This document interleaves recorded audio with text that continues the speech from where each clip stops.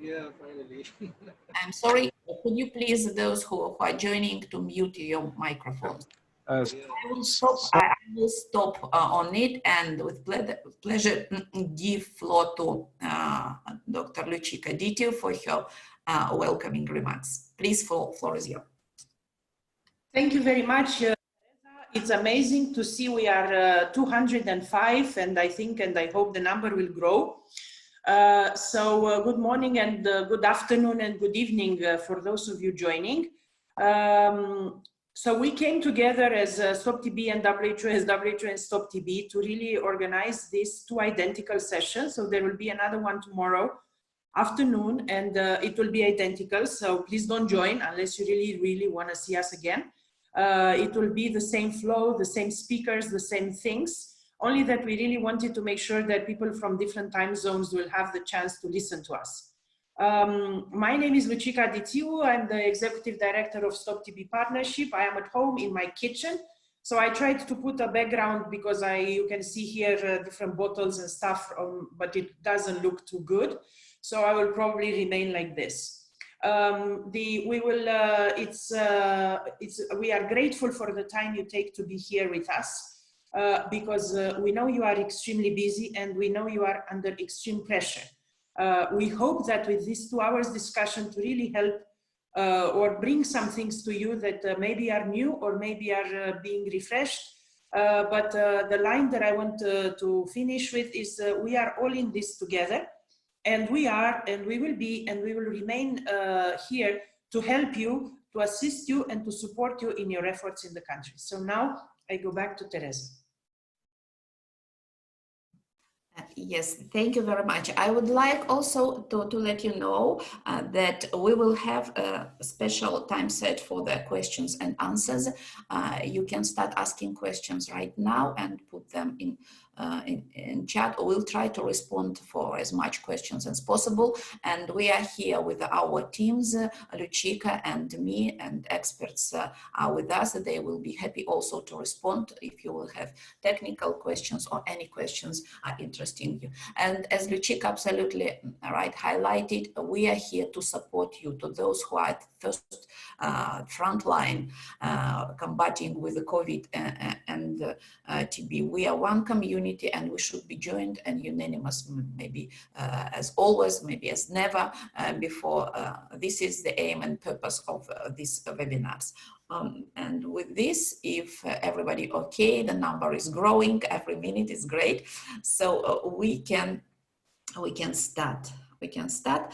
So we have some opening remarks, some information which we would like with Lucica to share with you, right?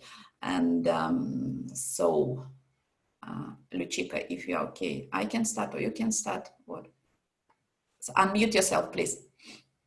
You that's the okay. I gave us the flow. I am yeah. Okay. Can you see the screen? So I'm trying to put my presentation.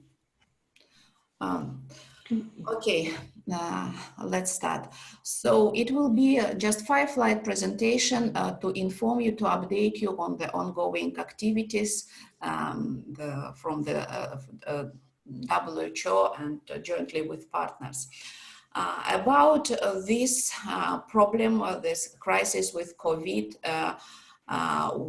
there are a lot of discussions ongoing, and the world is focused on this problem. Maybe never be focused on the health-related issues before, because it's a really unusual situation, real pandemic, and affected all the regions, all the continents, and all the people. But in the same time, I would like to remind and make a few highlights. This disease virus affects mostly lungs. Of course, it's a severe disease and affecting other systems and the whole body. But in the same time, TB, of course, is also affecting lungs, and there are, despite of the huge differences, a lot of similarities. First of all, there are similar symptoms such as cough, difficult breathing. As I told, both diseases affect and attack primarily lungs, and both biological agents are transmitted via close contact. Of course, for those who have experience with TB, and it's clear the differences, the incubation period from exposure to disease in TB, of course, is longer, and the onset is slower. I'm sorry, coming back. So, and of course, your experience can help to provide differential diagnosis and to cure these patients. So of course, if we have both TB and COVID, we can expect poorer treatment outcomes, especially if treatment is interrupted. And of course, there are a lot of unclearance because of limited data, but we're working very close with the countries and regions trying to collect all this data on TB and COVID, on drug-drug interaction, and all related to the area of our interest. In many countries, restriction of movement, all these quarantine measures which are in place, of course, can you imagine, can impose which can impose the response to COVID pandemic, in the same time can have sometimes negatively impact on the access to TB care and to TB services. Unfortunately, COVID-19 pandemic provoked also the situations with the social stigma and discrimination. And it's very well known for TB community. We have experience of combating with the stigma. And again, our contribution, our role will be, and our experience crucial. So our main idea and request for today to do all our best to provide a continuation of the essential TB services, and maybe not to continue business as usual, try to find new options, new modalities for the continuations, and we have these opportunities. So for your attention, I just wanted to present some projections and kind of modeling on the situation with the TB deaths, how the current situation and interruption of the services can impact negatively on this situation. You know, 1.5 million deaths from TB. TB is #1 infectious disease killer. But but we have now already information we are receiving it every day on the disruption of the services, on the reassignment of the health workers working with TB to other to COVID. And of course, it's obvious, it's clear that we are all unanimous. We should combat COVID, but in the same time, we should not neglect TB. So these are quick projections. More details you will see in these days in the coming analysis of the global TB program modeling on this negative impact. If this situation will continue or a period of 3 months with the disruption of the services, TB death rate can increase significantly. Around 190,000 additional TB deaths could be expected, and bringing it a total at around 166 million deaths in 2020. It's a huge negative impact, and we should do our best to avoid this. It will push us back to the situation which we faced in 2015, and all our efforts and progress made to date will be undermined. If this case detection drops by 50% or further over the period up to 6 months, this number can increase even more significant, up to 1,850,000 deaths, and bring us back to the level of 2012. So we should use this modeling, and also I know that colleagues from Stop TB Partnership and other groups are working very hard on modeling. More information will come, so we should use it more actively for the advocacy, and I know that countries and regions are already using this information, scientific information. So what we are requesting, and I would like to refer you to the information note developed by WHO in close collaboration with regions, countries, Stop TB Partnership, and other key stakeholders, Global Fund. So people-centered care and approach should become our mantra. And the care should follow the patients. We know in many cases, patients still had to come and to receive their daily treatment, but this story should be stopped, because definitely we should provide the better and safer options for our patients. Prevention and infection control, another key request. We should protect our health workers, community health workers, and I think that we will discuss this in the second session, also how to provide. We should put in place infection control measures. You can find all the guidance on WHO website on the page on COVID-19 information and technical guidelines. Rapid rollout of measures to minimize healthcare visits should be in place, like the latest WHO recommendations, all oral TB treatment, especially for MDR TB, the patients should be in place as soon as possible. TB preventive treatment with shorter regimens, with 1 month, 3 months regimens should be also in place as soon as possible, because if we cannot fully guarantee and protect from COVID-19, we have now options for those who are at risk to prevent at least another disease, severe disease, TB, and we should go ahead with this. This treatment is affordable, it's relatively easy for 1 month, for 3 months. Let's look how it could be implemented. Mechanism to deliver medicines and collect specimens in the safe places at home should be also discussed and put in place.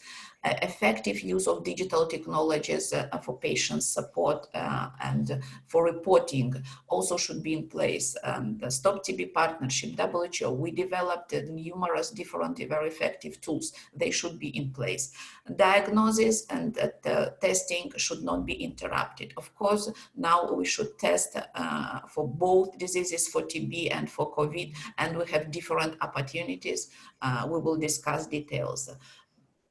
TB treatment, I already mentioned, and a proactive planning, flexible planning, procurement, so providing drug supplies at home for the appropriate time according to our stocks and according to the good planning of the situation with the procurement.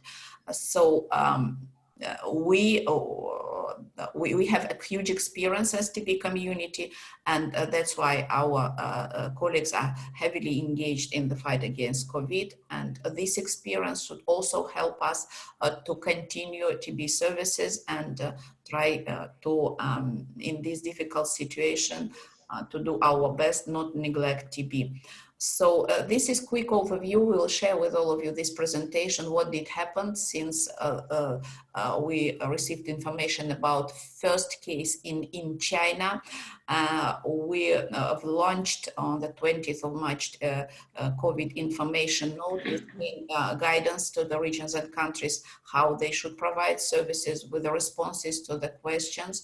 We, since February, we have internal WHO with headquarters and regional offices, task force with regular contact, with close engagement and collaborations with our colleagues from Stop TB Partnership, Global Fund, civil society task force, with key stakeholders as USAID, where in all the close contact. We had on 24th of March, jointly with Stop TB Partnership, a lot of activities, advocacy with engagement of the Director General. We are not neglected by our Director General, and he highlighted several times that TB remains #1 infectious disease killer, and we should do our best to avoid additional and even decrease the mortality. So we updated on the 4th of April information note, and we're continuing on collection information. Also, it's important point on the scientific brief on BCG vaccination and for prevention COVID-19. We expressed WHO clearly position that we are not recommending. There is not a clear data which prove that it could be effective, but in the same time there are shortages of the BCGs, and BCG should be used first of all for the newborns to prevent from the development of TB with severe adverse effects. So we're continuing working on modeling, and in the same time, our business, as usual, routine business is also continuing. So we released updated guidelines on TB preventive treatment with the handbook. We released brochure on the civil society task force engagement as a clear example. We developed multi-sector accountability framework checklist. We should keep in mind our previous commitment. There could not be excused that our workshop could be stopped because of COVID. It will be more difficult, but it should be continued. So we will continue working with you as close as possible. These are references to the information sources for you to be aware, for you to be engaged, and let's continue. Thank you very much. I'll stop on it and will give with pleasure floor to Lucica. Thank you very much. Thank you, Teresa, very good. So we'll try to go very quickly to some points. First of all, that for everyone to know, so I didn't make a PowerPoint. You will see in the chat box the link to our webpage where we, on Stop TB webpage, we developed a TB and COVID place in which we are putting, gathering all the resources available, as well as things that partners obviously are doing, but as well as a lot of what you in the countries are doing and putting in place to address TB and COVID, and I think that's very rich.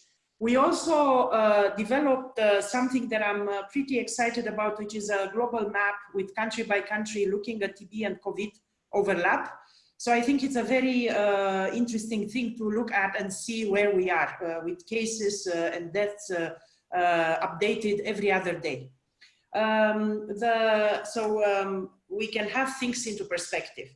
So we are here a group of a combination of NTP managers, civil society and communities, and a lot of technical partners with all of us faced with this situation with TB and COVID.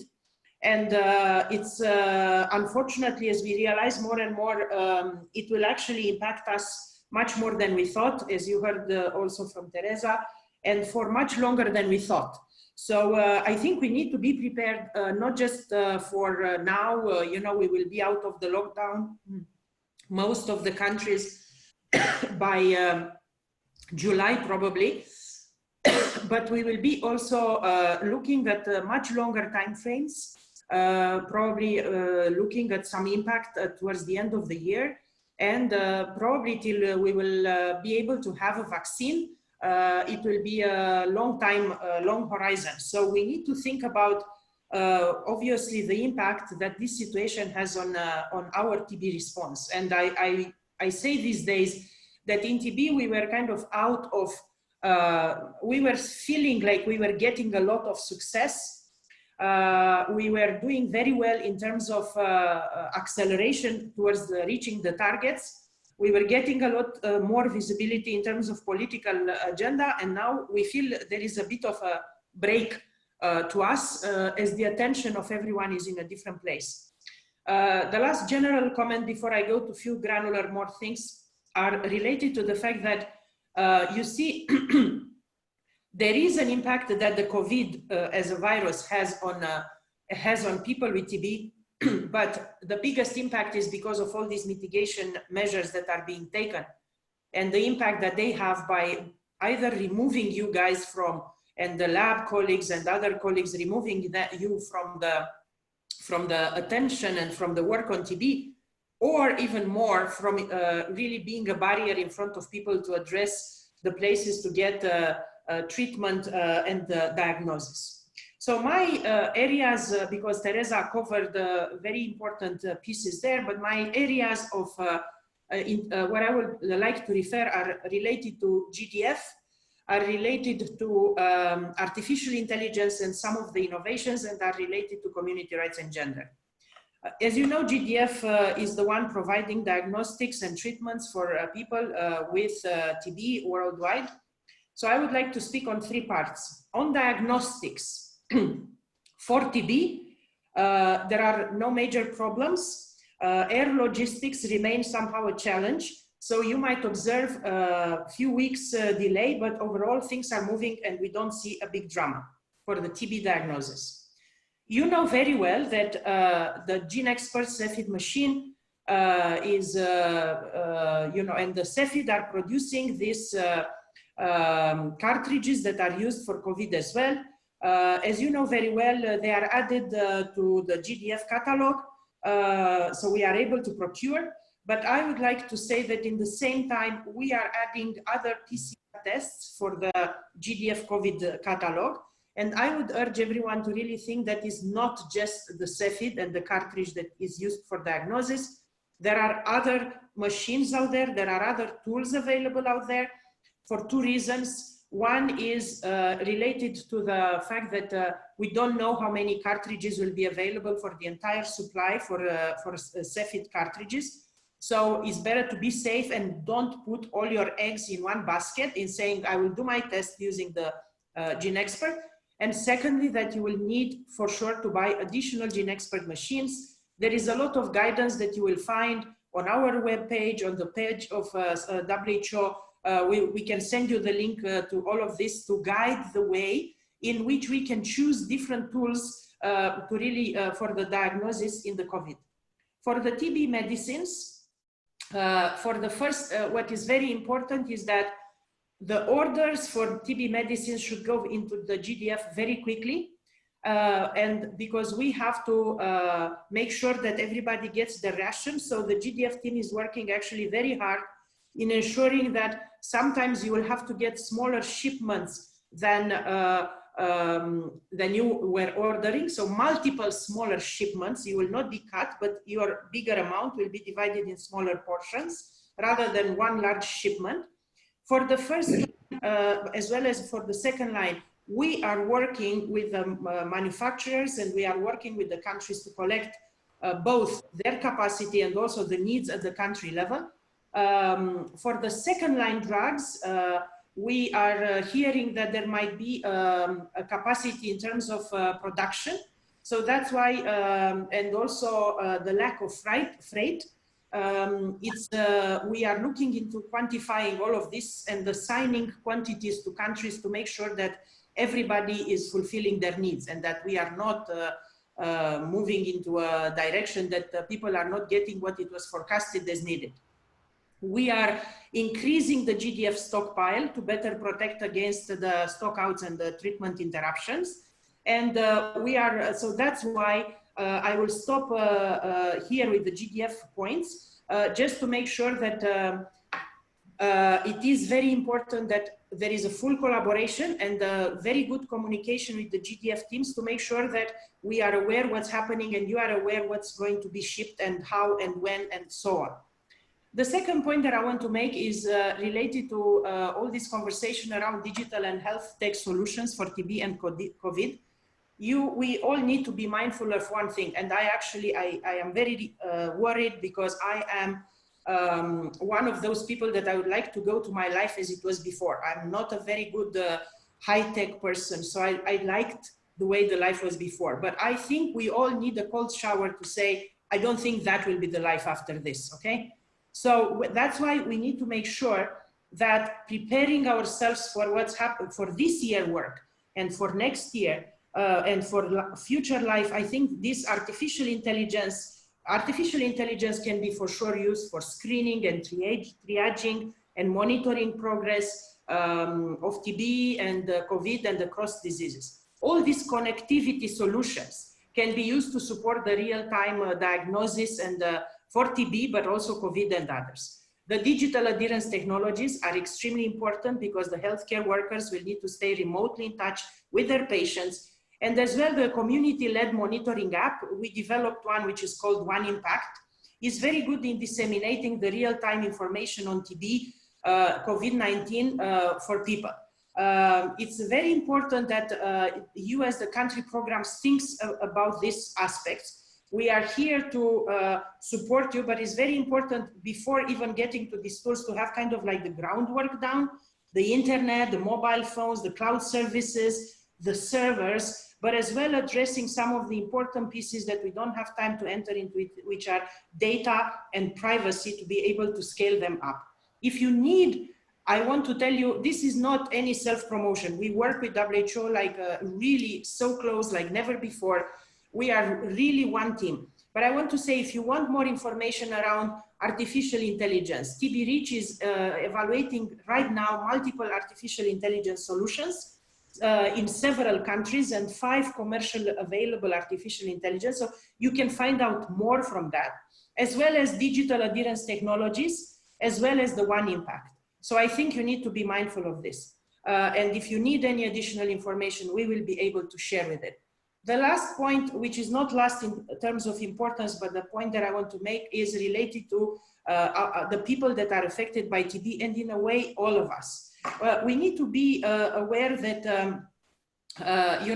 people that are affected by TB are very often having other conditions. So, we have people that are minors and ex-minors. We have elderly that have diabetes and TB. There are obviously the people that are having pre-existing lung damage. So we need to make sure that we are aware of this. And that's why I think a lot of our people with TB are being affected by COVID, as we know. But also we need to know that a lot of the people that we care, people affected by TB, belong to these groups that are having human rights and gender barriers related to accessing TB care and support services. Because they are poor, there is low literacy, there are discriminatory places in the workplace and communities, depending where they live, the cost of accessing care, stigma, isolation, lack of appropriate PPEs, inadequate safety nets, and so on. So there are all these, we will share all these things, but we need to have in mind that usually when we have colleagues and people and friends with TB, it's coming with some things around it, and they are a barrier for accessing TB services, but also accessing health services as well.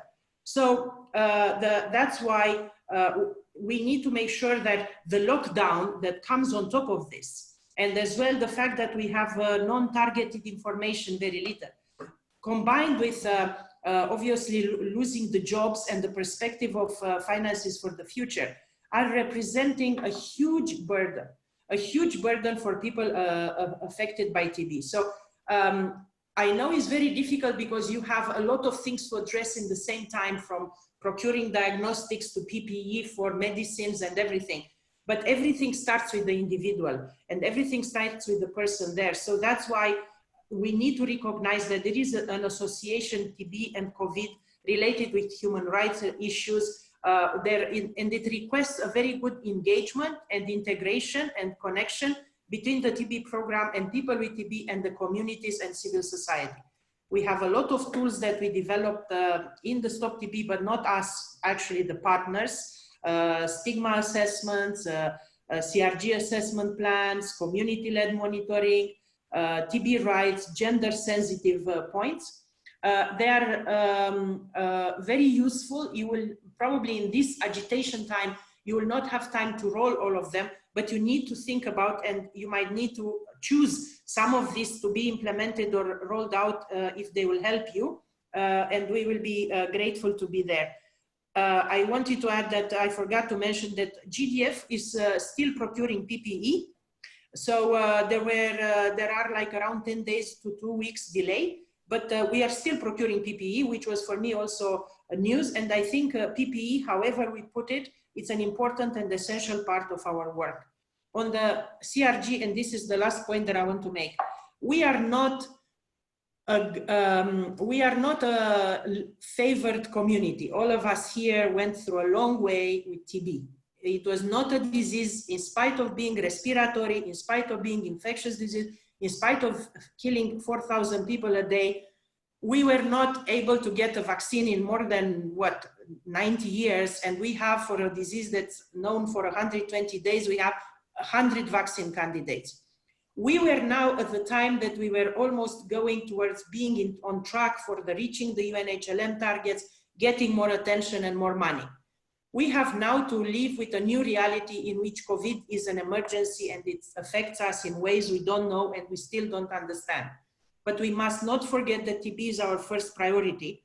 And we need to ensure that for the sake of people with TB, we do whatever it takes to make sure that they have access to diagnosis and treatment and to the care that they need. And it might not be easy, but we will be here to help you with all these tools and all the things we said. So thank you very much. So it was great and passionate as usual. So dear colleagues, before I'll give floor again to Lucica, I would like to attract your attention to your screen, and there is a session for questions and answers, because we decided to focus your question in one place. In chat you can comment or whatever else, but it will be easier to respond and to collect your questions, and even if we will have no enough time, we can respond later.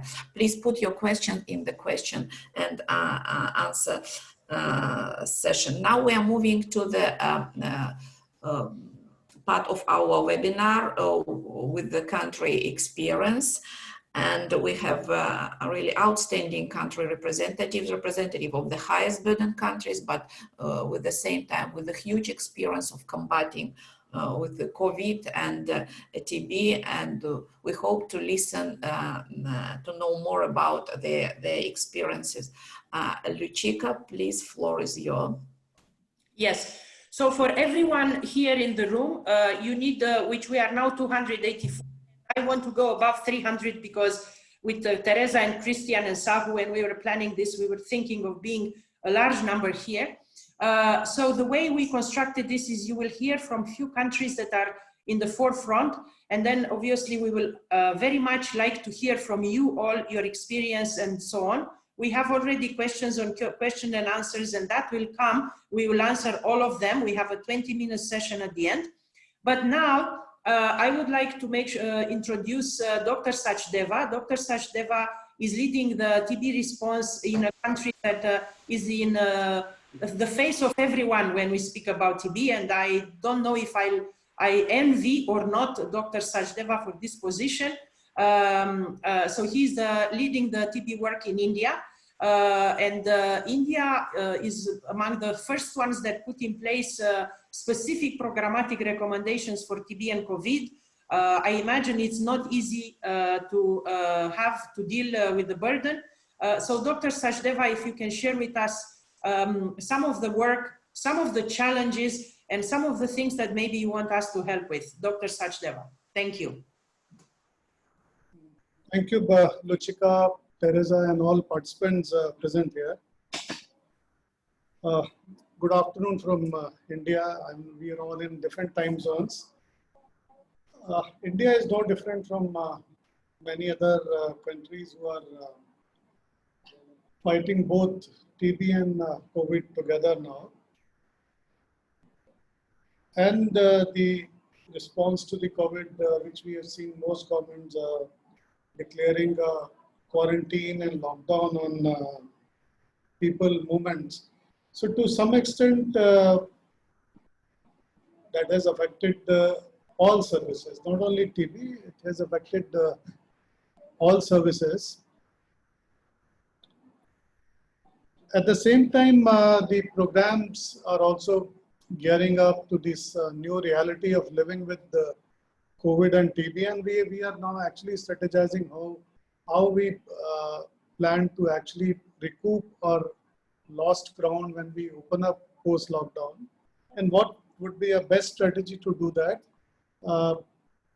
We at the national program here at India feel confident we'll be able to recoup that lost ground and what we lost in past about 45 days or so. Having said that, most of the officers of and the consultants and the field people of National TB Program are also now mounting response to COVID, which we feel proud of. That we are also of use to the general health system. Beside addressing TB, we are also addressing the COVID. Myself, I'm also personally now also handling COVID at the Ministry of Health and Family Welfare and response to it.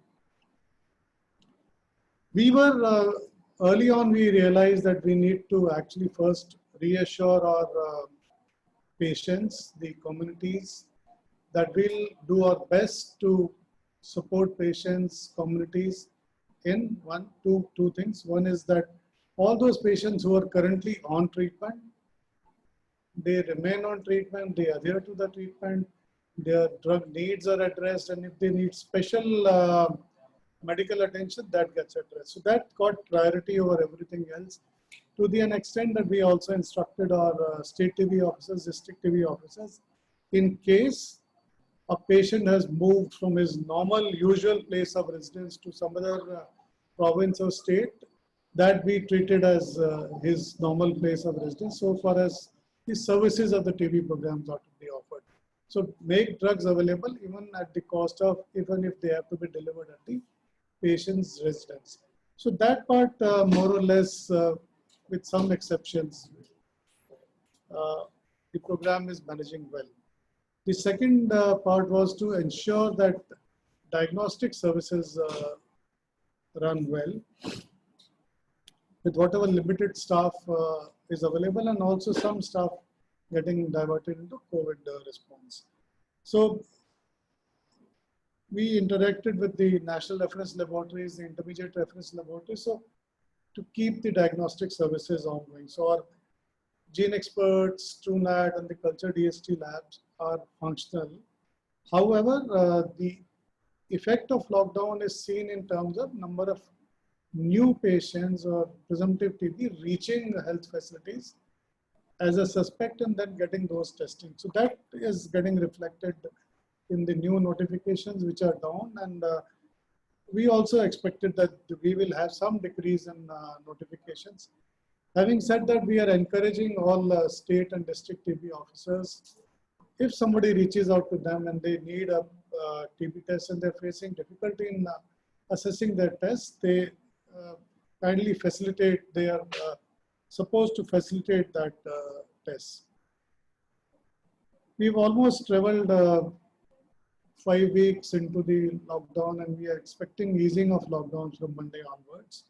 And now at present, we are preparing to offer services to the full extent possible from Monday onwards. And that's what we engaged with the video conferencing with all our district officials, state officials, sought their suggestions on how we should be engaging with them. At the national level also, the many empowered groups have been constituted by Government of India. One of them specifically looks at how do we mitigate the effect on the routine health services for the community, and all efforts are being taken to ensure that patients are not stopped from assessing those services. So these are the few of the steps which we have taken. Also, we have, responding to the COVID threat, we have also dedicated some of our services for COVID. We have, in fact, the Global Fund introduced some grant flexibilities about a month ago. We said we must respond to this emergent threat and mount a national response. So we did procure some equipment for COVID response through one of our sub-recipients for the COVID diagnosis and surveillance, etc. We also now have taken cognizance of the additional flexibilities and the additional money which has become available under the Global Fund for COVID response. I have had a series of discussion with all stakeholders, which includes both the TB, HIV, as well as the malaria stakeholders, on how do we minimize impact on these three core diseases to which Global Fund supports. How do we respond to both these three diseases as well as the COVID to keep our activities functional. We have noted the suggestions from all our stakeholders and the community, and we hope to conclude a proposal very shortly, and we will be convening a meeting of the CCM next week and pose it to Global Fund for funding. Having said that, our technical support project through WHO is also very actively engaged in assisting states and districts to respond to both TB as well as COVID. So they are also not only they are trying to sort of field issues for patients, communities, and health officials per se. They're also crunching the data which is becoming available and how we should be actually using the data to mount an appropriate response to those actual realities of the field. So that's what we are also utilizing the information and communication technologies for adherence, reaching out to patients. Our call center, which was dedicated to TB, has been, we have doubled the staff strength of our call center. Half of it has been dedicated to COVID and TB, half of it still works for TB programs. So we are trying to provision on both the sides. We are also making the additional drugs available to the patients so they need not come to the health facility again and again just to get the drugs. So if there is a need, they must visit the health facilities. If they are doing well and the drugs are made available to them, they should be supporting the national response of lockdown to contain the COVID epidemic. We're also in the process of putting a proposal for additional TrueNAT machines, making one available at each block level, and also additional gene expert machines. Now the high throughput one, which can quickly address both the TB and the COVID per se. A diagnostic algorithm has been worked out for a patient who presents with symptoms of cough, breathlessness, fever, etc. How we should be approached and when he should get the COVID test done, when he should get the TB test done, whether which test is indicated first, which test is indicated later. So that has also been circulated to all the stakeholders. We are still learning in the process. It's totally a process every day. It's a new learning. So, and we are also calibrating our response to the new learnings and the new field realities every day. And with this, I'll be open to some suggestions and quick comments. Thank you everyone for the attention. Thank you very much, Dr. Sachdeva, for this. I saw some comments from India in the box. I think one is related to the fact that there will be a decrease in the cases notified. So, you know, that will, if India is decreasing the numbers, the world will decrease the numbers. We hear is the same in Indonesia. So there is a big worry over there. That's more of a global worry than so on.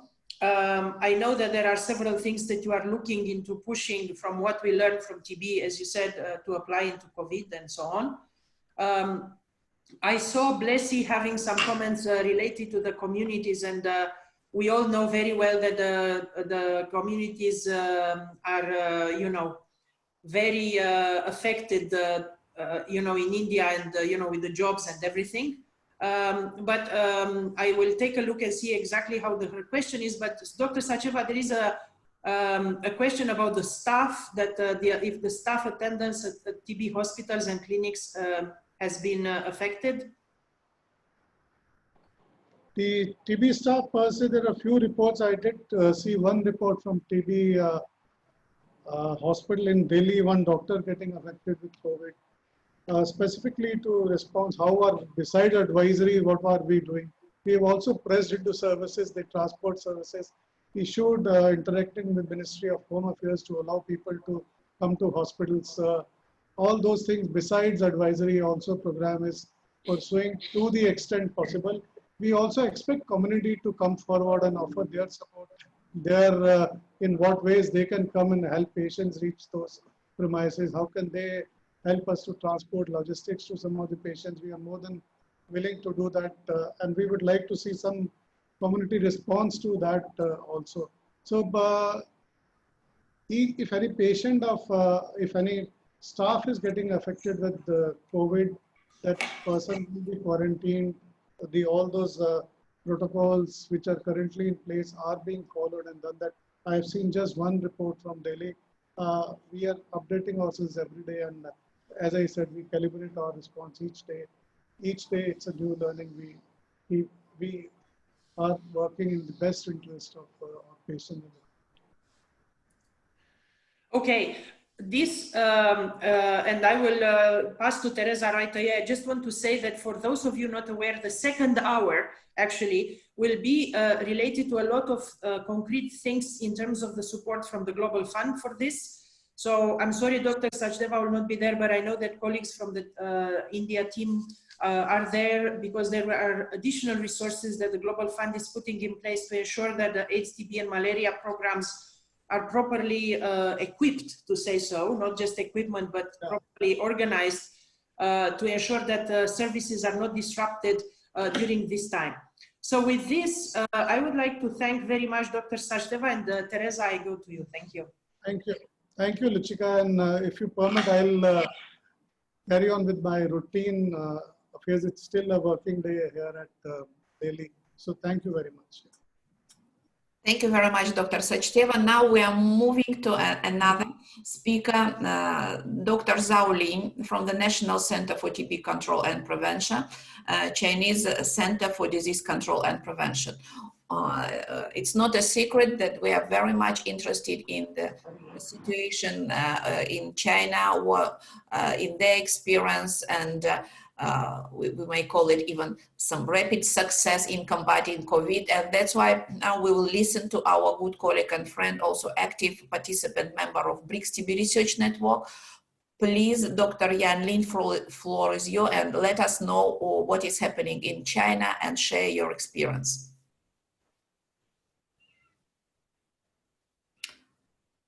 Dr. Yan Lin, please unmute yourself. We can see your presentation, but we can't hear you.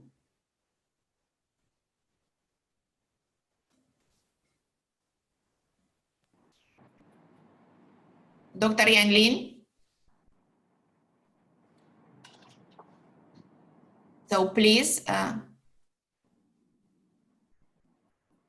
you unmute yourself? We can't hear you.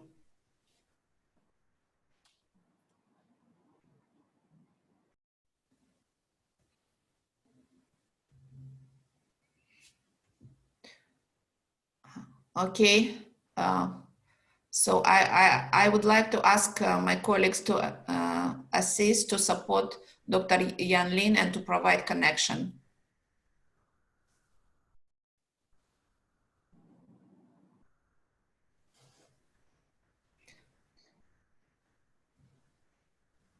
Dr. Yan Lin, can you hear us?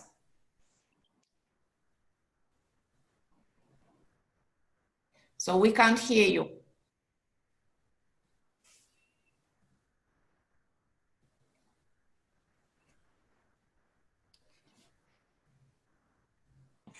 Teresa Yanlin is, Dr. Yanlin is unmuted, but there seems to be a technical issue.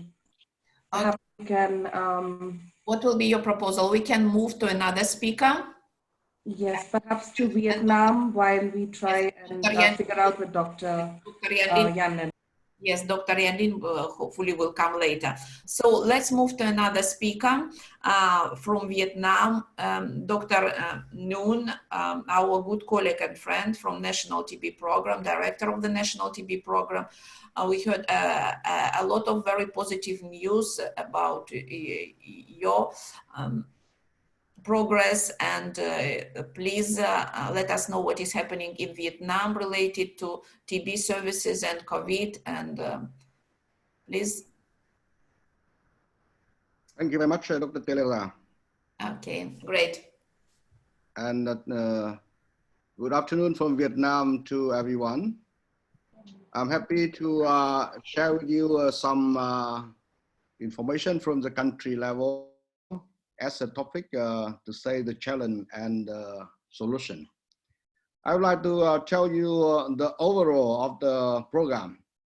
We know that the COVID-19 is very challenges, and it happened, how to say, suddenly.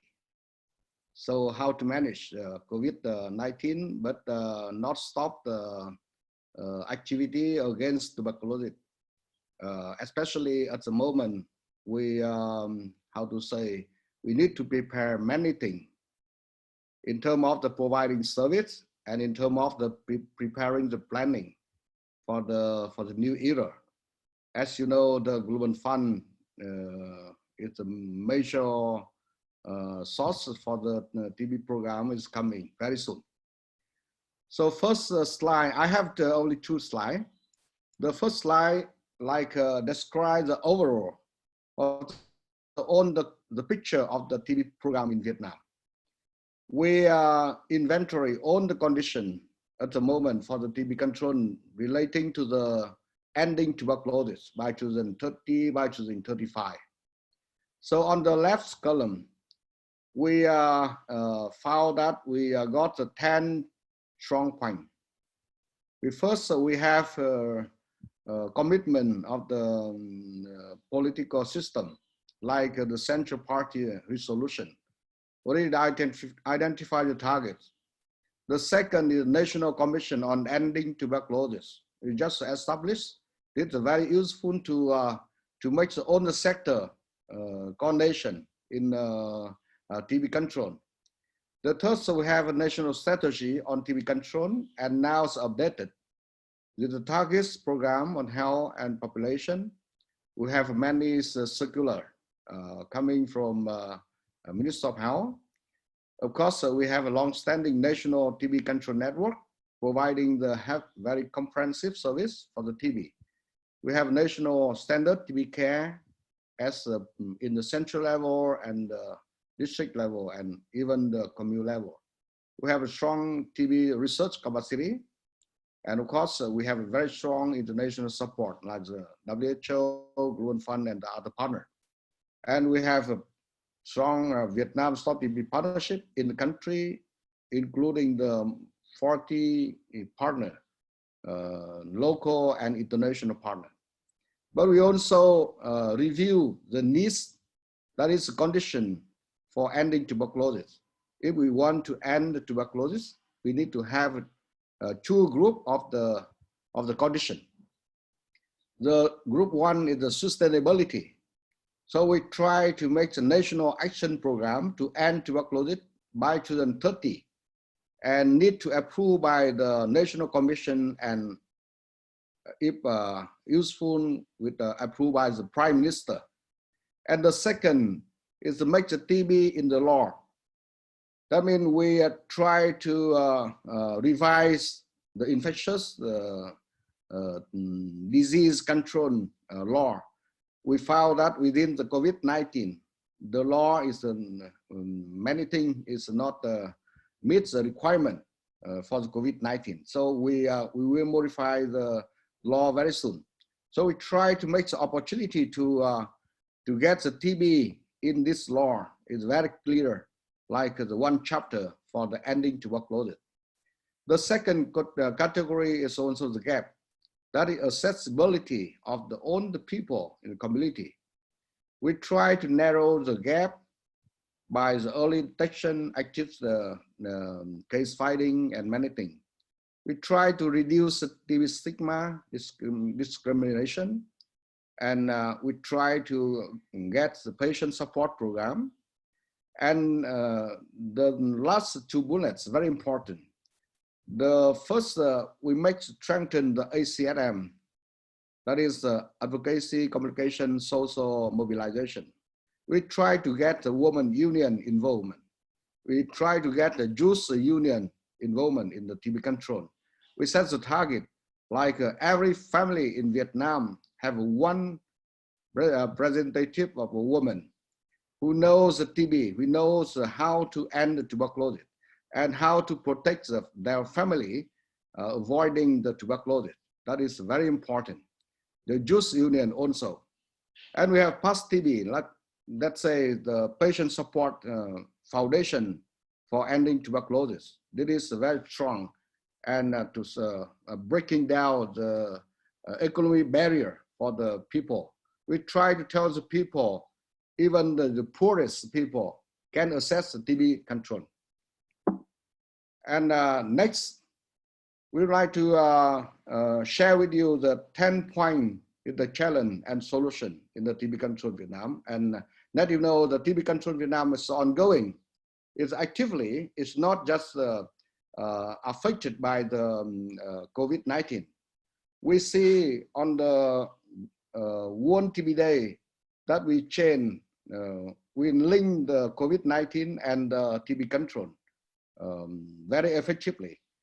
We tell the people we turn the COVID-19 to be the opportunity to ending tuberculosis in Vietnam.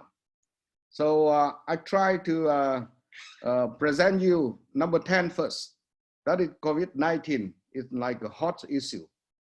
So try to make this opportunity. Why the opportunity? Because we see the very similarity, is a lot of things, similarity between the COVID-19 and the tuberculosis, like the intervention, like etiology, is also the infectious, respiratory infectious disease.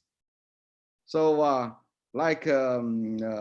first, active scaffolding, how to the early detection, how to separate, how to make the index case, how to make the contact with the index case, and many things. Infection control is similar. We do many times, so many years. And then we need to involve deeply in the COVID control in the country. Like in my hospital, we make the guideline how to manage COVID-19 with lung disease, like COPD, lung cancer, asthma, and how to differ with normal pneumonia, for example, and how to manage in the ICU.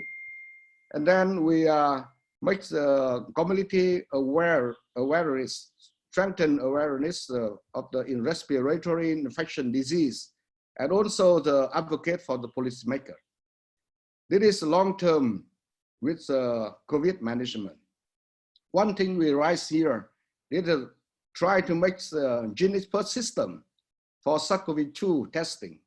We have heard, and we try to look forward to receive cartridges for the expert test for SARS-CoV-2. If we have this, we make the TB control network very strong in the country. But one thing, I think our colleague already raised that recommendation. We need to BSL-2. BSL-2 it's very limited for the TB control network. We have only the 30 laboratory with the BSL-2, but we have nearly 200 expert testing system. So we try to make the PPE adequately and with the current expert. If we have a recommendation from WHO and the other partner, so this is useful. And of course, for the COVID-19, how to detect the TB and make the TB service continuing. I think the online service is very important. We apply to internet, with applied information technology, and makes it effective. I just asked my colleague provides data on the first quarter. In the first 4 months of the 2020, we reduced only the 8% of the case detection and enrollment. So that is a very good news. But now it's still very challenging. And now we are going to develop the national action program and national action plan. That is to submit to the Global Fund very soon. We already have a draft sent to the Global Fund for the review at the beginning, with concluding many challenges. First, the contextual environment. We see that organization change and the health sector reform. Autonomy hospital is a very challenge for the TB control. Can make the supervision monitoring visits is less previously compared, and gap in the accessibility to the health service among the region. The second, relating to the community, we see the gap in the case detection in Vietnam. We calculate about the 50,000 patients a year is still in community and not yet detected. So how to make this more and more detected, makes accessibility increase, reduce the stigma and economic barrier breaker. The third challenge is that the TB service. We understand that the comprehensive service, but at the moment it's in hospital, in the laboratory network. Now is a transition to the molecular testing for the TB diagnosis recommended by WHO, and how to make the service within the health insurance, makes the accessibility for the community, and especially it's integration as a practical approach to lung health. And we are going to win the practical approach to medicine. That means adding more and more the NCD in our service, like HIV, hypertension, diabetes. Of course, previously we have asthma, COPD, pneumonia. That is very important for our service. And two things we emphasize here in the TB service. First, active scaffolding by the two double H strategy, mean that the X-ray for screening and expert for the confirming tuberculosis. Plus, internet, that means the IT and the artificial intelligence for this very useful. And now it's on developing in Vietnam. The second, for strengthened management, the follow-up, we apply the video dose management. That is making the quality of the treatment management. The fourth challenge in TB HIV is still, even Vietnam is not a high burden country for the HIV, but we still need to improve TB HIV service by the coordination of the TB HIV service between the two programs. And fifth is the children.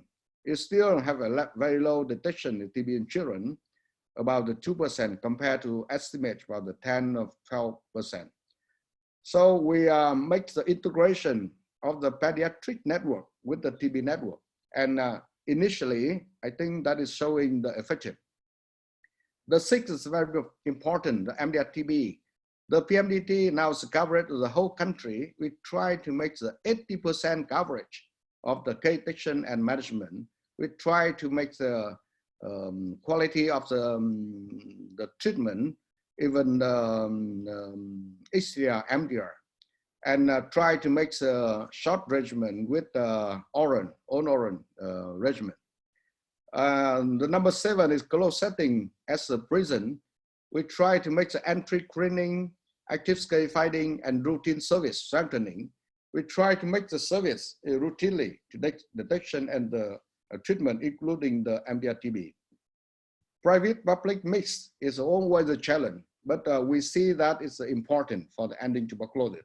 So try to strengthening the reporting, recording, and we are now piloting an incentive for the private sector for the reporting and recording. The number 9 is the most important, is the financing. How to make this a sustainability logistic for TB control, especially in the COVID-19 era. That is many resources concentrate on the COVID-19, but we try to make this for TB, to sharing all the risks for the TB by making the political commitment and increase domestic funding with the health insurance sources. And of course, we increase international support. So in conclusion, all of this challenge and solution to put on the national action plan. It is a comprehensive plan and sent to the other partner, especially to the Global Fund, to the government, and to mobilize all the resources for the TB control. That is the overall picture in TB control in Vietnam. And thank you very much for the attention, and happy to have questions. Thank you very much, Dr. Nguyen. As usual, an outstanding work. We see that some challenges are similar in many countries, but approaches are different, and many things depends on the active position of the NTP managers, on the political commitments, and we can see that even in this challenging situation, there could be some good solutions. And let's learn from these experiences. And I've seen you raised very important points on biosafety, and we will respond to these points later. So now let's try again with our Chinese colleagues, and I've heard that they have now access, and we will be happy to listen to Dr. Zhao Yanlin.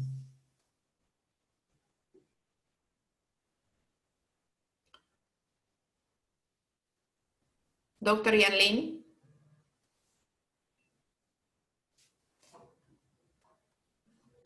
Hi, Teresa. Oh, it's good, great. Hi.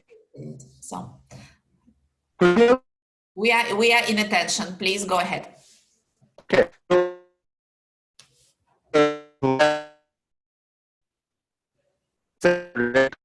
Being the COVID So Dr. Yanlin, initially it was very good, sound was good, but now you are interrupting badly. Please, can you do something with your sound?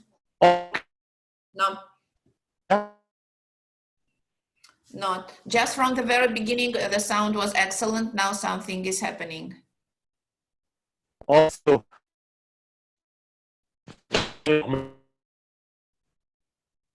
Dr. Yanlin, we can stop. Turn down the video for you, maybe. Yes. okay. So, Leave the sound, and then, yeah, let's try that.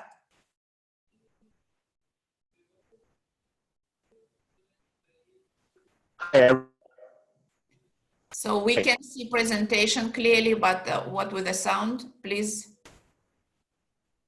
so I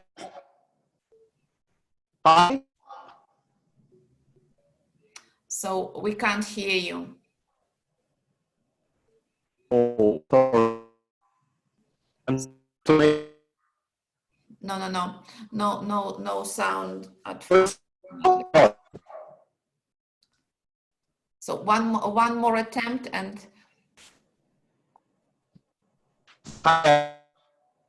no, I'm sorry, really very sorry. Seems your presentation was very interesting, but we can't hear you at all. So probably maybe colleagues will try to solve this problem once again, and we should move for now. In the interest of time, we are running out of time. And Luchika, floor is yours. Okay, so thank you very much. We have two guests, not guests, but anyway, the next two speakers will be our friends and colleagues from the civil society and communities. And I would like to start with Mara.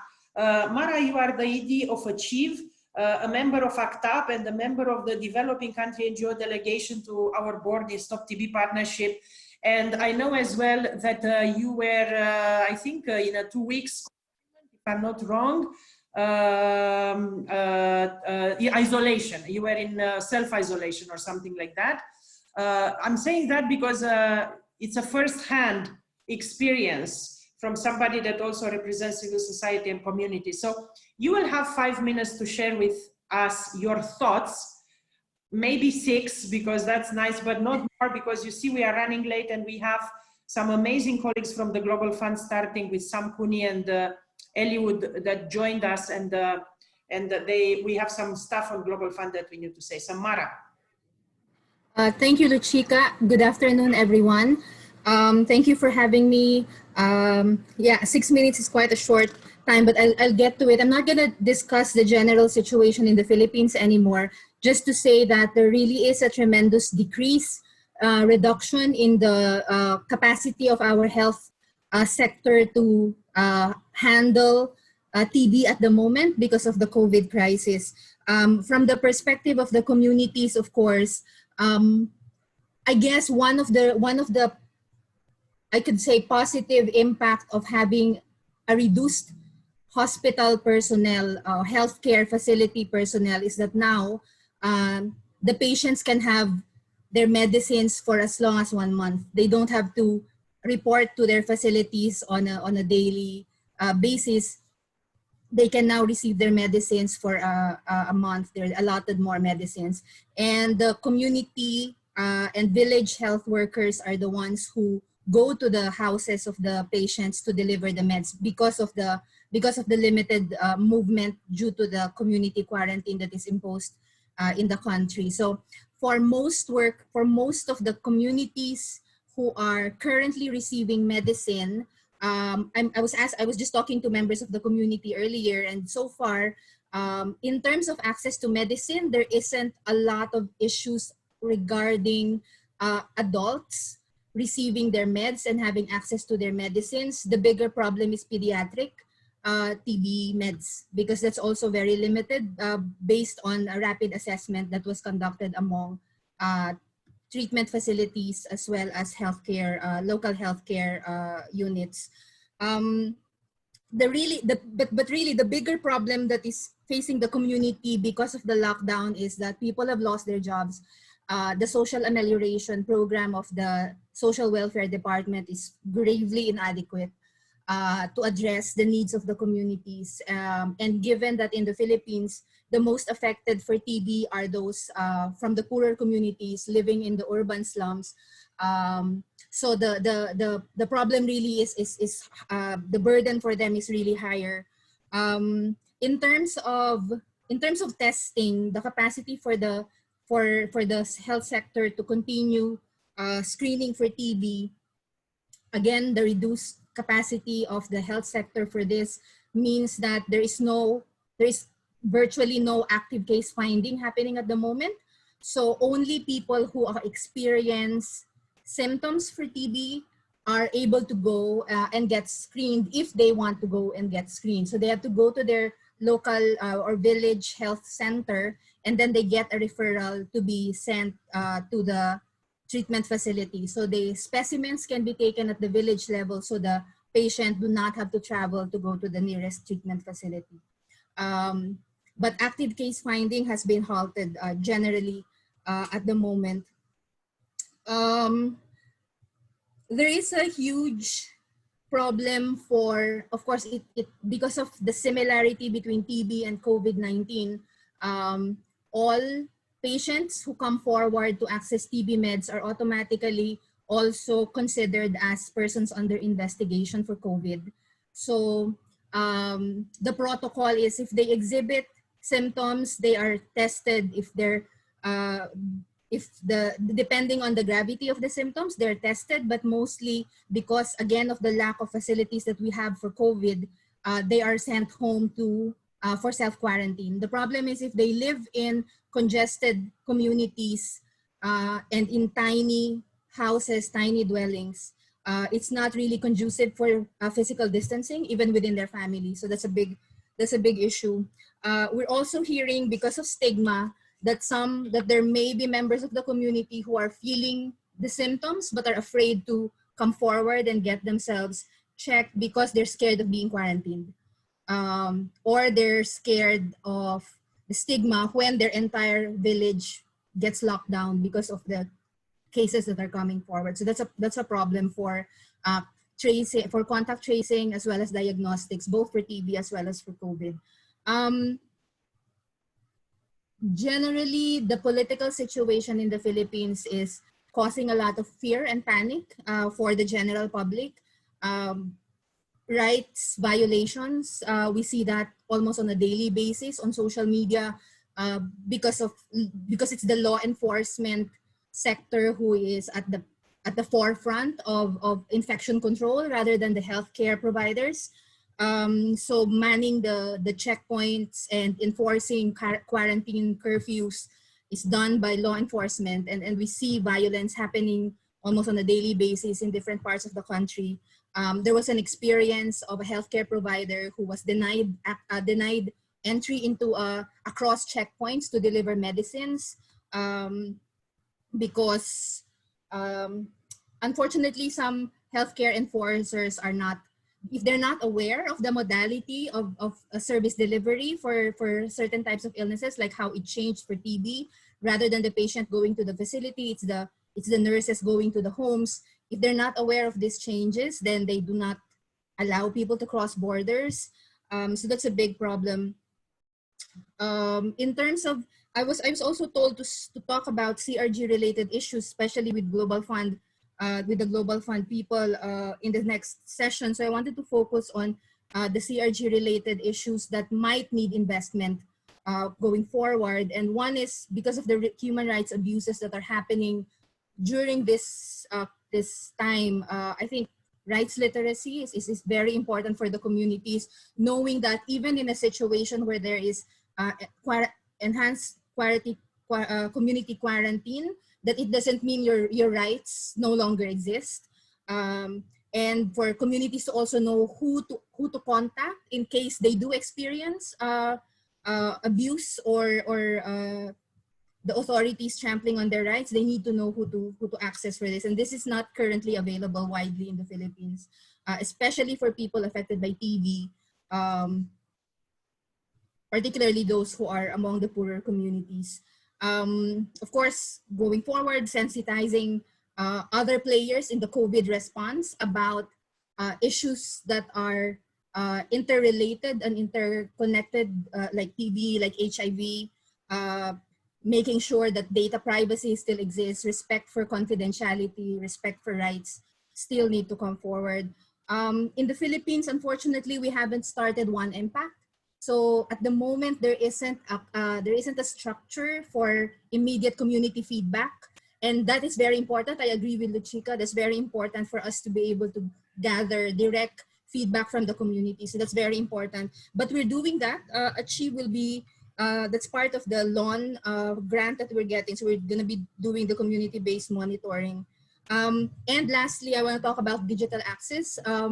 Even with the new technologies that we're developing to engage communities, access of communities to technology is still very limited. The kind of mobile phones that they have might not have the capacity to actually take on or be able to participate in platforms like this. So that's one. Access to internet for the communities is very hard at the moment.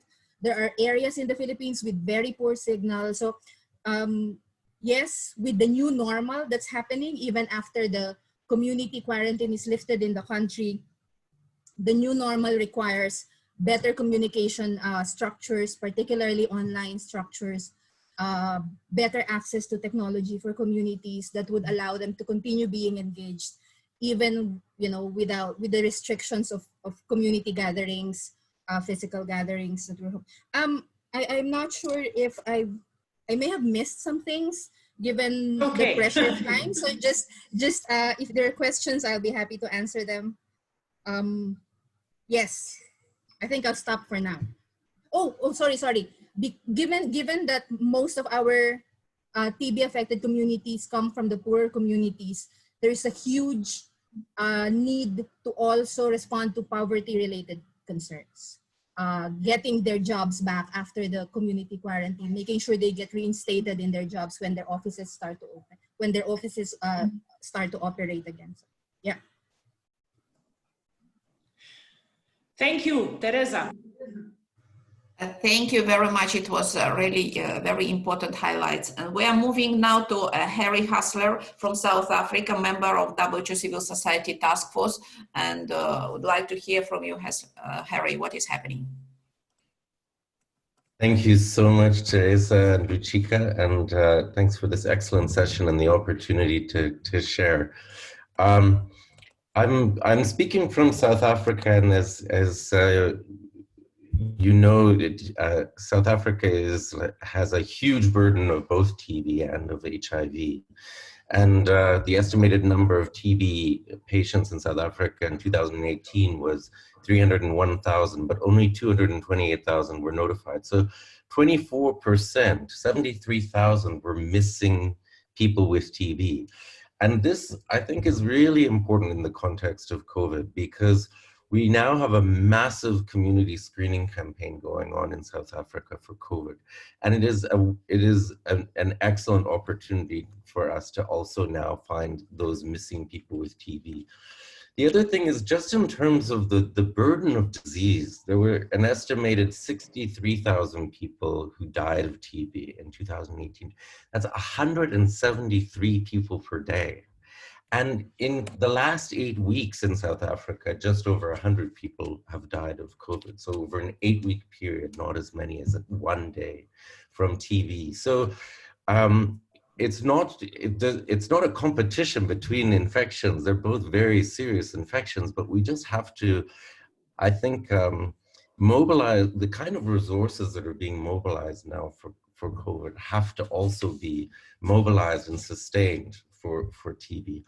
We know that cough and fever and shortness of breath are shared symptoms for COVID and for TB. So we really need to integrate testing. And unfortunately in South Africa, it hasn't been across the board. Initially, the focus was only on collecting nasopharyngeal swabs and oropharyngeal swabs for COVID, but not to also collect sputum for gene expert for TB. And on this issue, South Africa is in a special place, I think, globally, because we have a huge capacity for gene expert testing. We have enough machines to do 5 million tests a year, and I think the capacity is for 5 million tests a year, and 2.5 million are currently being done. So there's a capacity within the gene expert platform to also do expert testing, expert express for COVID. But one of the big advocacy issues is that the cost is too high. I think the cost is $20 per cartridge, and it really should be brought down to a more affordable level, to something like $5. And then we can integrate TB and COVID testing quite effectively in South Africa. The other issue is contact tracing. So we are doing very extensive contact tracing for people who have COVID symptoms and are in contact with COVID patients. We also need to do the same for people, contacts of people who have TB. And this might be another opportunity for us as well to accelerate one of the UN high-level meeting commitments for TB preventive therapy. So we then, when we do contact tracing, either find people who need to be tested, or for those people who are living in the same household as a TB patient, offer them TB preventive therapy. On the treatment component, we really need to move to multi-month dispensing, and meaning, for someone in an intensive phase, they could get 2 months of treatment at a time. They could get all 4 months of their continuation phase at once. Just as we're now moving towards multi-month dispensing for antiretroviral treatment and potentially for TB preventive therapy, because this will then help to decongest the facilities and help to prevent the spread. Another really important issue is the protection of staff who are providing TB services at the health facility level in laboratories, but I really want to particularly raise the community level. Community health workers are often not provided with adequate personal protective equipment. And that's a big concern, because they are going out and delivering services. And it's a real opportunity, again, to strengthen with universal health coverage, investment in community health workers, but also ensuring that they're properly protected. One point of concern for our clinicians is that we know that a surgical mask in most cases is sufficient to protect from COVID, but we need, for clinicians who are interacting with TB patients, for them to have N95 respirators or FFP2 respirators. And that hasn't been fully realized in some of the clinical screening settings where we're providing services. So we need to ensure that we provide personal protective equipment for our community health workers. I think there, again, some of the things while COVID has been a terrible pandemic that the world is facing, there are also some things that will help with preventing spread of TB. So the social distancing, even the suggestion that people who are certainly symptomatic people, but even anyone could wear a cloth mask when they're going out in public to prevent transmission, can help to prevent TB. Just as we heard from the Philippines, there have been some big concerns about human rights violations with the restriction of movement. And I think what's our organization, TB HIV Care, we provide services to key populations, including people who inject drugs and sex workers, who many of whom are homeless. And a lot of homeless people have been almost put into some have been put into forced quarantine against their will, then had to go through terrible withdrawal symptoms from heroin addiction, not had access to opiate substitution treatment. So this is a really important human rights concern. Then we have to think about the catastrophic costs, again, as was raised by my colleague from the Philippines. There are many people who are informal workers and who are no longer able to earn an income, and we've seen a lot of hunger, and there's people just not having enough money to buy food, and so that's a huge concern, as well as stigma and discrimination against TB, as well as COVID. But I guess I just want to end by saying that this is really the extraordinary mobilization of resources, the multi-sectoral effort, the bringing together of different government departments for COVID has been remarkable. We need that for TB. We need to sustain this kind of multi-sectoral, societal mobilization to be able to end TB. And I think if we can focus our efforts, do an integrated response for COVID and TB, and then sustain it beyond COVID, we really will be able to reach our end TB targets. Thanks very much. I'm happy to take any questions as well. Thank you very much, Harry, for your highlights, for your work. And of course, it's challenging time for all of us, but let's look how some challenges can be used for advocacy as an opportunity.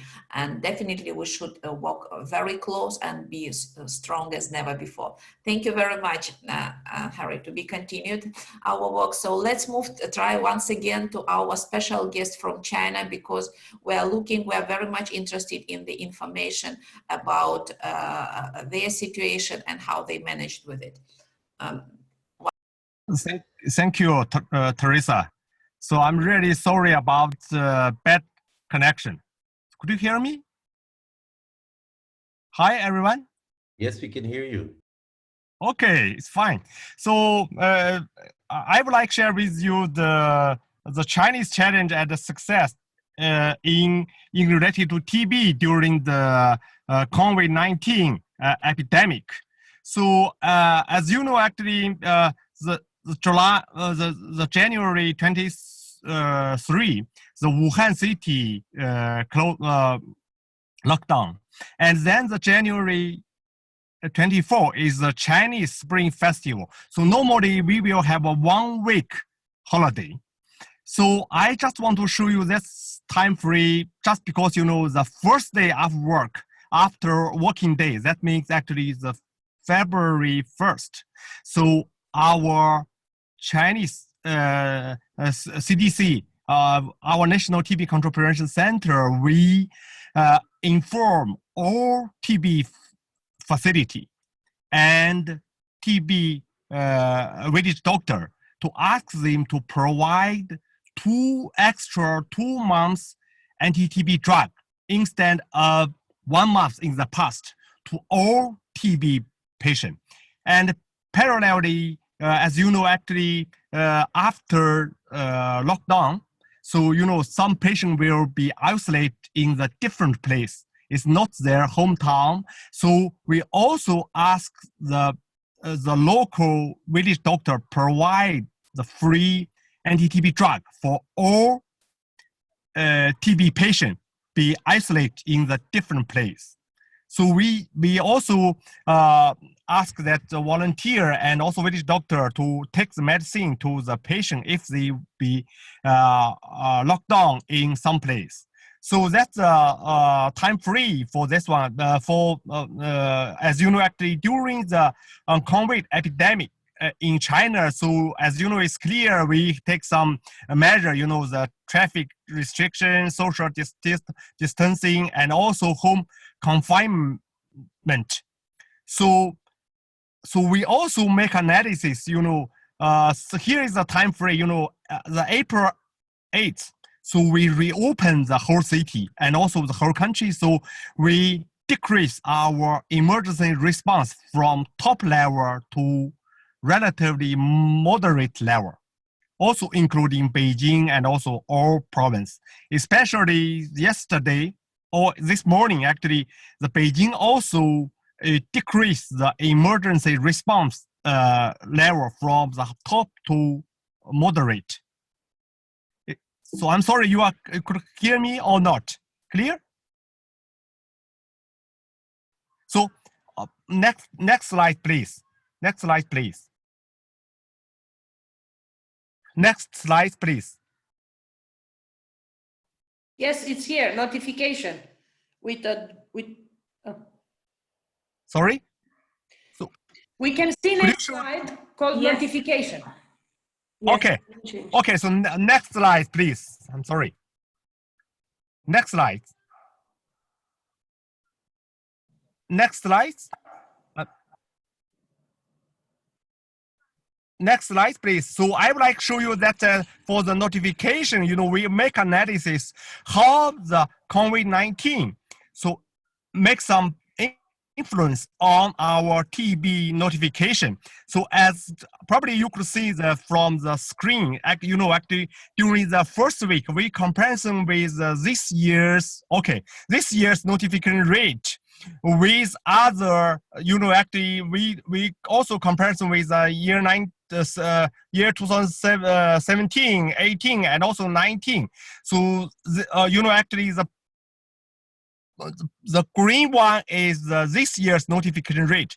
So you could see they have a very significantly impact on our notification rate. So during the COVID epidemic in China, so actually it almost decreased 30% of the case notification. So we also make analysis to how patient will be the diagnostic delay or patient with some symptoms will be delaying for seek for medical care. So would you next slide? Okay, next slide, please. So from this slide, you could see actually we also make analysis, that for the dark one is the delaying less than 7 days. And the light blue, so on the middle, actually it's more than 7 days. And so for the very light blue, actually it's no examination. Actually we already make analysis for the whole country situation. So during the COVID epidemic.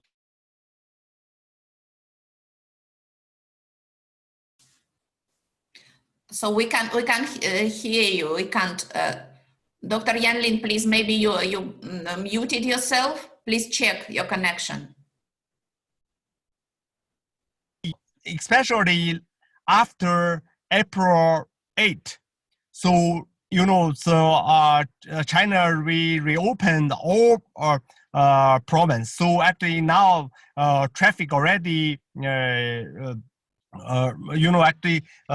traffic no restriction, and people could visit medical care to visit that hospital or TB dispensary for medical care. So now everything had to go to the normal. So we also make analysis actually now almost all our TB doctor or TB laboratory technicians already back to their facility and also start work now. So yesterday we also collect the data from the different provinces. So we know actually now we do not lack. We have a sufficient supply of the anti-TB drug or laboratory agents and also consumables. So actually now I would like to tell you actually in China, so all TB control prevention tend to go to normally. So I guess in the next few weeks, so we will face to the very significantly increase the TB suspects and also the number of outpatients. So I would like to share with you actually during the COVID epidemic in China. So besides against COVID, actually we also have another team to work for TB. But during that the lockdown period, so we do not our TB out department or TB hospital almost closed. So as you know, during that time, no patient visit almost no patient visit the TB dispensary or hospital for the TB care. So that time we only provide the patient management service. So we provide the anti-TB drug. And then now actually, you know, already about 3 or 4 months, now a lot of TB suspects, they go to the TB dispensary and hospital to seek for the medical care. Fortunately, we have some. So, Dr. Yanlin, we can't hear you again. Please look at your connection. So, can't hear. Sound was interrupted again. We can't hear you. Okay, so that's all. Sorry. Okay, thank you very much. It was not easy to provide connection, but presentation was excellent and very informative. Please share more details of your analysis. It could be extremely useful for other countries also, but we can clearly see the effect of this COVID situation on TB services. Okay, we are badly running out of time. I am giving floor to Luchika. Maybe we will reduce with Luchika our parts and in favor of other speakers. Yes. So actually, the situation is this. We will move the Q&A towards the end, and we will move now right away without too much to our colleagues from the Global Fund, because they were quietly waiting for us here, and they have ways of explaining how things can go forward. So I will give the floor now to Dr. Cooney, who is leading the entire strategy and strategic vision of the Global Fund work. So Sam, can you share your thoughts with us, and then we will go to, I think, to Eliud directly. Thank you. Okay, thank you very much, Luchika. Can you hear me? Yes. Okay, that's great. Okay, so good morning, good afternoon, or evening, everyone. And I'd like to begin with a special thanks to Stop TB Partnership, JICA, WHO, Teresa, for organizing this very important webinar. And I'd like to thank all the TB partners for assisting a Global Fund and the country in a funding request for Window 1. Actually, this week, 23 countries with TB programs are under review by TRP. And the COVID-19 pandemic is having a catastrophic impact, as you know, not only on human health, but on world economy and politics. And this pandemic directly affects and kills health workers and the most vulnerable people, and threatens progress against TB, HIV, and malaria. And this pandemic has been demonstrating stigma and discrimination and a lot of issues related to human rights and among communities. So the Global Fund is providing immediate funding up to $1 billion to help countries fight COVID-19, mitigate the impact on life-saving TB, HIV, and malaria programs, and prevent the fragile health systems for being overwhelmed and collapsed. Under the grant flexibility, the Global Fund is enabling countries to use up to 5% of approved grant funding to protect health workers, test and treat patients, and control and contain epidemics. Up to now, more than $100 million, roughly 110 million US dollar has been approved to 70 countries and 5 multi-country programs in these mechanisms. We are also working hard with other international agencies to secure and expedite procurement and supply of essential commodities like PPE, diagnostics, and when available, therapeutics and vaccines to fight against COVID-19. Through COVID-19 response mechanisms, up to $500 million will be leveraged through the principle of country ownership and allow countries to request funding for control and containment to mitigate the impact on TB, HIV, and malaria, and to support health systems, including laboratory network, supply chain, and community-led response. I believe TB community will work together to support countries to apply to these funding to safeguard the achievement gained so far in TB and mitigate any negative impact on TB due to COVID-19. While assisting countries on COVID response, we should not lose sight on helping countries to submit quality funding requests for window 2 and 3. We are expecting funding requests coming from about 40 countries in window 2. As Harry from South Africa mentioned, we do not consider COVID response as a loss in our fight against TB, but we could think this is an opportunity to boost up our fight against TB. So I'd like to once again thank the WHO and Stop TB Partnership for inviting Global Fund in this webinar, and I'm looking forward to the fruitful discussion and actions for now and the future. Thank you, Lutica, over to you. Thank you very much. So as we said, in the interest of time, me and Teresa will find other means to let you know, what our thinking is around the priorities and so on.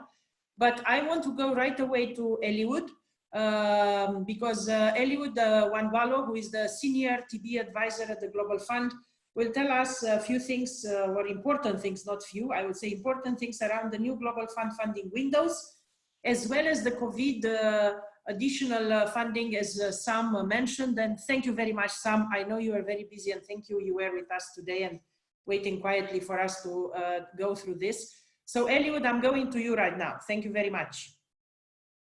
Thank you, Rishika, and thank you also, Teresa, for inviting us in this important webinar.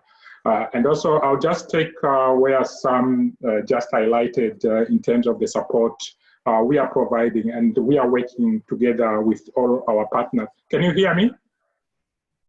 Yeah, good. Yeah. So together with our partners, WHO, Stop TB, and others, to support countries on their COVID response. And as Sam just said, we made available about 1 billion to the countries for COVID-related response, but also to mitigate the impact on the 3 diseases. 500 million could be assessed through country grant flexibility. And up to now, as Sam has just highlighted, there are more than 70 countries which have applied to this funding. Almost half of all eligible Global Fund countries have already applied to this one, and over 100 million have been approved for this funding. And the countries have used this one not only to respond to COVID-related intervention, but also to protect vital TB services. For example, we just heard from Dr. Sativ that India has used this money to procure medical equipment and laboratory services, which could also save tuberculosis and COVID. So those are kinds of response we have been seeing. Honduras, for example, they've just requested to buy a mobile X-ray, which would be used for COVID, but also used for tuberculosis. The same to other countries such as El Salvador, which bought PPE to protect TB workers, when they do diagnosis. So we are seeing countries are coming forward, requesting funding, not only to respond to COVID, but also which would protect vital TB services. Now, with this new 500 COVID response, countries are now putting funding requests, and this has been communicated to the PR and to the countries. Countries are expected to put their funding request by 31st of May. So it's a very small window between now and then. We ask the TB programs to be very proactive in this one. We don't have allocation for this funding. So this will really be based on the context and also the demand at the country level. But I think TB, as it was discussed by many speakers, we know it will be affected, and we have seen from China that notification have been affected. So I think TB program should be very proactive when it comes to this funding. And the first thing with this funding is really to ensure essential program is maintained related to the diagnosis and treatment. So this is critical, and WHO guidance, which is also part of the material which we have sent to the countries, is very clear about the activities which could be done by the countries to protect vital diagnosis and treatment. And also part of it, we provided also information notes which highlighted all these important interventions which can be done at the country level. So it's critical for the TB programs to be very proactive and to use this money not only to ensure essential TB programs is continue, but also to request for other activities which normally they've not been able to request, but because of the COVID limitation, they need to do workarounds, and they should be able to request through this funding. So Roshika earlier mentioned about digital technology, which we know a lot of programs have started that one, but need to be scaled up. So this funding could be requested to support such interventions. And countries can request up to 10% of their 2020 to 22 allocations to do this mechanism. The initial funding will be provided up to 3.25% of the funding. So this can be provided with the request, and the rest of the funding will be provided if funds will be available. But it's important for countries also to request that funding.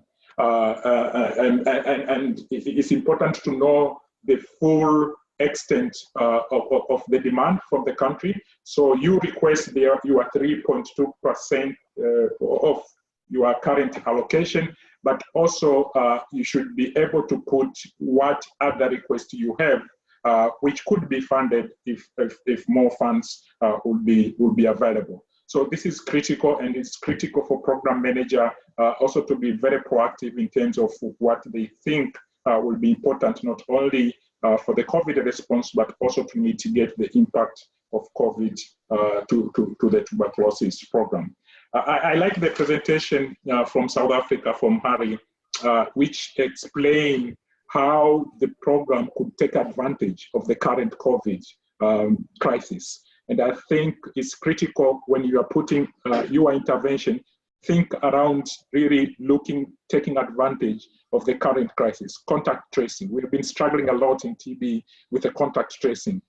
Now, COVID is coming with massive contact tracing activities. And I think it's up to the TB program to put it in the table. Now everyone is obsessed with COVID.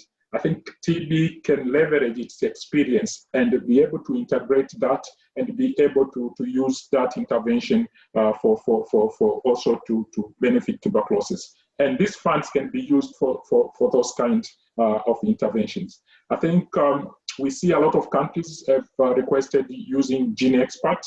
We know what are some of the effect which could happen by the repurposing GeneXpert for diagnosis of tuberculosis. And what we've put in our guidance to the country is that if a country would use GeneXpert for diagnosis, make sure TB program is not limited and impacted. If a country will need to buy more GeneXpert, put it in your request. And in our funding request, it's a very simple funding request for this funding. There's a line which is put there which a country has to explain if COVID test will be used for gene expert, what are the mitigation measures? It's critical for program manager to be very proactive so that, you know, we ensure that TB program is not negatively affected by that. But I think what is important, what also was explained from South Africa experience, we can use COVID and integrate our programs so that TB take advantage of the COVID and be able to expand most of the programs we have. In the funding request, in the Annex 2, a country also can request tests for COVID. And at the moment, Global Fund is working with other partner WHO in a coalition, WHO and others, to ensure that critical tests can be available to the countries. I've seen some of the questions here.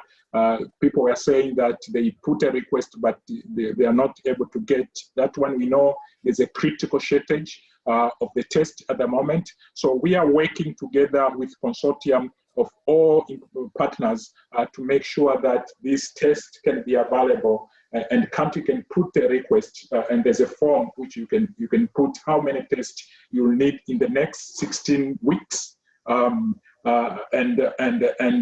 Those tests can be procured through this consortium and made available to the countries. And of course, we know because of the shortage, we are not be able to provide all the tests you need, but this will be provided according to availability of the test and the needs from the country. So in the form, you should remember also to put in the Annex 2, where there are a number of tests at the moment, Global Fund will procure automated tests to support the country.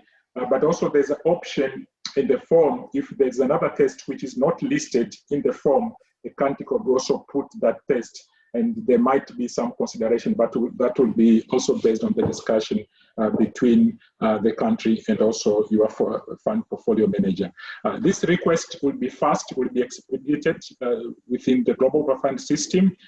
We committed to make sure that within 10 days, we work on this request and we respond to the country, and the request will follow the routine Global Fund process through CCM and submitted to the Global Fund. So I'll stop there because I also have my colleagues, Lindsay, who is coming from Access to Funding, is also available to respond to some of the questions you might have, and also other colleagues from the Global Fund, they're also available. So put your questions in the chat and we'll try as much as possible to respond to those questions.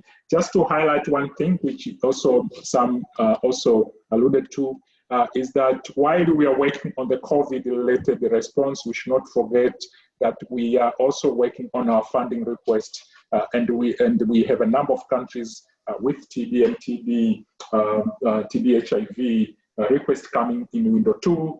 So countries should work on that. We know the challenges which are there now with all these limitations.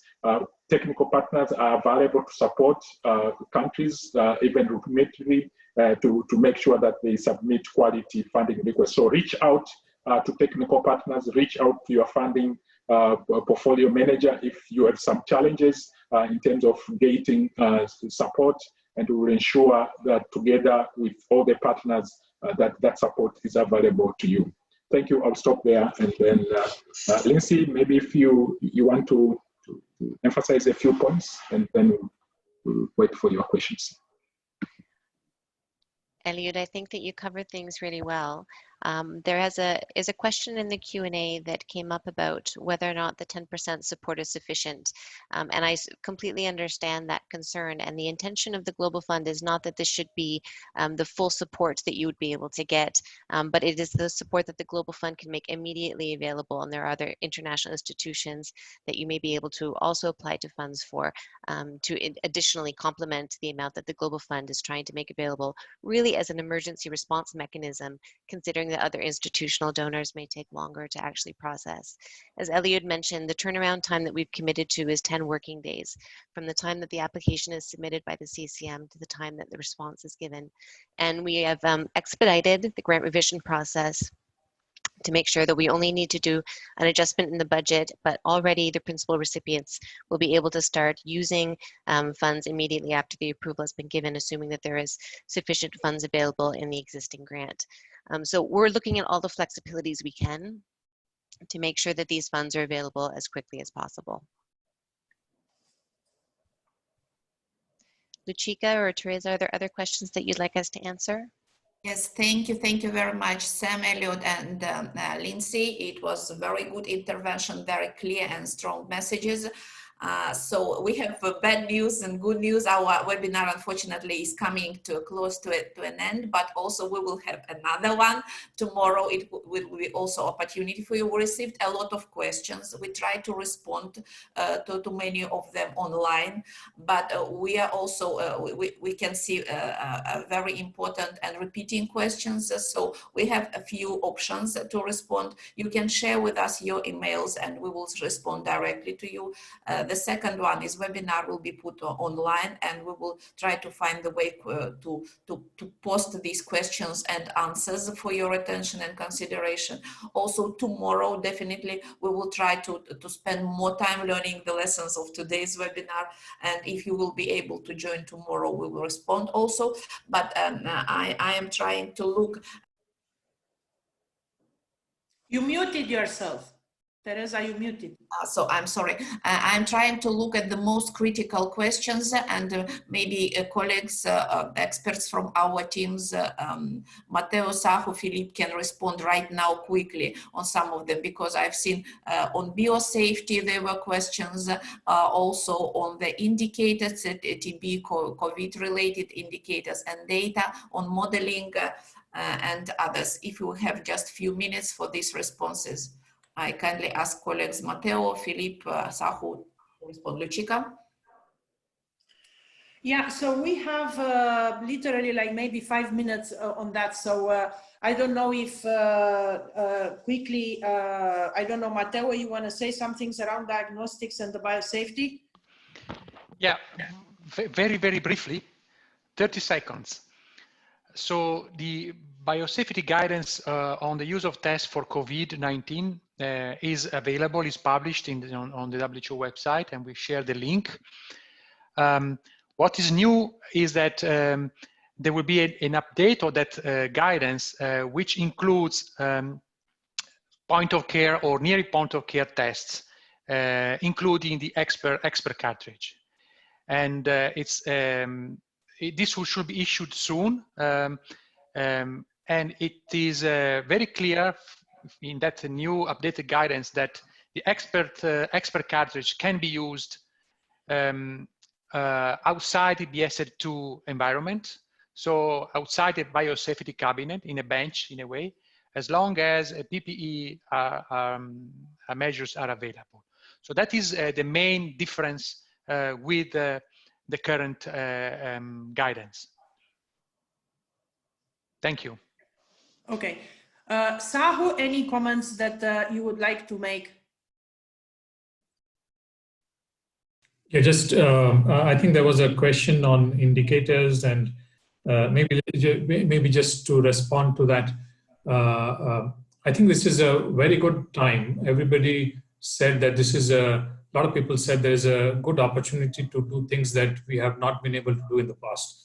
So I think we have to really think about this opportunity to get into the digital mode and put our data in a real-time basis, just like COVID real-time, and also on the website on an internet-based, and that will be great, I think. And I think if people have looked at the India website, this was very handy during this time because you could see the daily notifications, how it was and what it became after the lockdown period. And that's a very sensitive indicator to look at, to then keep the eye on TB as well and not get distracted by the COVID measures alone. So I think that kind of a real-time and electronic information system is a good one to invest on.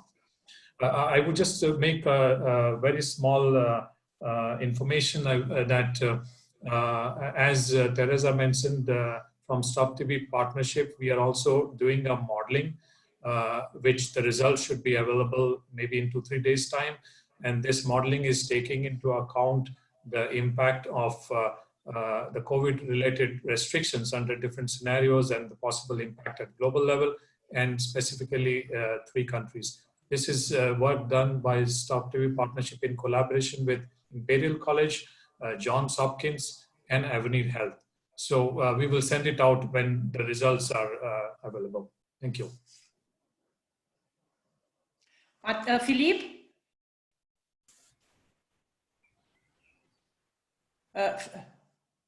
Okay. Hi, everyone. I totally agree with Sahu. It's important to monitor the weekly counts of cases or monthly counts of cases in order to get an early indication of disruptions on case finding and case detection. We are about to offer on a public site a paper that predicts the short-term impact of disruptions in case finding services, in particular in TB care services, on mortality in 2020. And this impact is very significant. It rises very rapidly as the duration of disruptions extends over time. So the paper, I can share by email to anyone who is interested before it appears on the public domain. Thank you. So, thank you very much, Philippe. I would like to add that we are already collecting information on COVID related in our coming global TB report also. And of course, it's extremely important because it's not one-day issue. And when we're talking about the potential the investments from the Global Fund in our activities, we should look at the somehow neglected areas as a preventive treatment and preventive treatment for household contacts for children. And now it's time also, what will be our contribution in this overall fight against COVID? Of course, first of all, to protect our 10 million annually falling ill, to protect those who are infected and is at risk, and to minimize number of deaths related to TB and COVID. So thank you very much. And this is all from my side. Luchika? Yeah, so we will close here with 2 things. First, we had a lot of interventions and we learned a lot for tomorrow. We will try to answer, as it was said, send things via email, post things online. But also, if you feel that you have questions that are pressing, send them to us, or also possible to well, because we have up to 1,000 people tomorrow. So there will be other countries sharing their experience, but other than that, we will try to do much better with this second part of the webinar where we rushed a bit. So with this and with all the regret that we couldn't answer and highlight all the points you made there, we thank you very much for being with us. Our guests from India, Vietnam, China, as well as our Philippines and South Africa speakers and our friends from the Global Fund. Me and Teresa would like to thank you very much for being with us, and we will follow up with all the answers and the questions. We learn as it goes. Thank you. Bye-bye. Thank you very much. Stay safe, healthy, and engaged. Thank you. Thank you. Thank you. Bye-bye.